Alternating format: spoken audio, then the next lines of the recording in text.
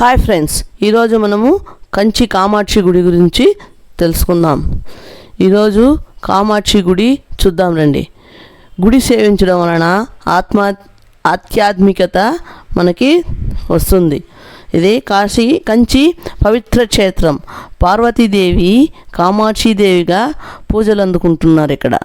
ఈ కామాక్షిదేవి యోగముద్రలో ప్రశాంతంగా కూర్చొని ఉంటారన్నమాట. ఆ తల్లి ఈమె చేతిలో చెరుకుగడ చిలుక ఉంచుకొని కూర్చుని ఉంటారు. స్థల పురాణం ప్రకారము మహిషాసురుణ్ణి చంపిన తరువాత దేవతలకైనా ఎవరికైనా ఆ పాపము చుట్టుకుంటుంది కదా, దాన్ని ప్రక్షాళన చేసుకోవాలంటే ఏం చేయాలని శివుణ్ణి కోరుతుందన్నమాట అమ్మవారు. అప్పుడు శివుడు ఏమన్నాడంటే, నేటి కంచిలోకి వెళ్ళి అక్కడ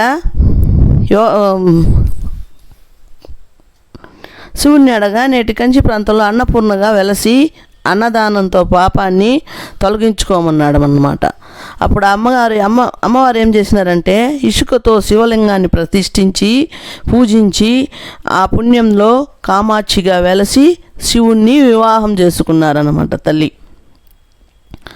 అది 360కి పైగా అక్కడ కంచిలో గుళ్ళు ఉన్నాయి.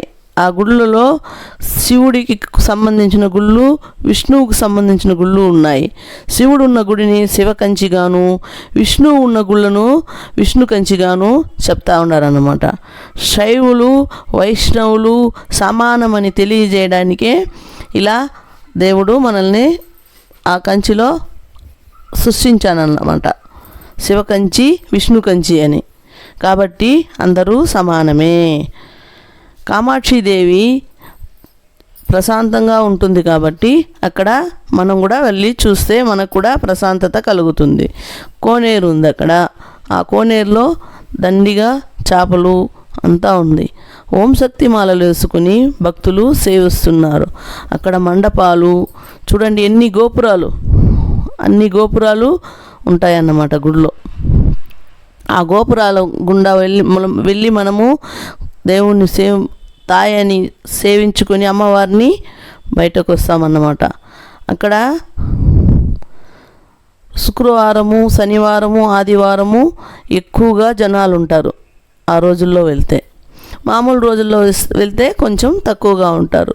అయ్యప్ప మాలలు, ఓం శక్తి మాలలు దండిగా వెళ్తూ ఉంటారు.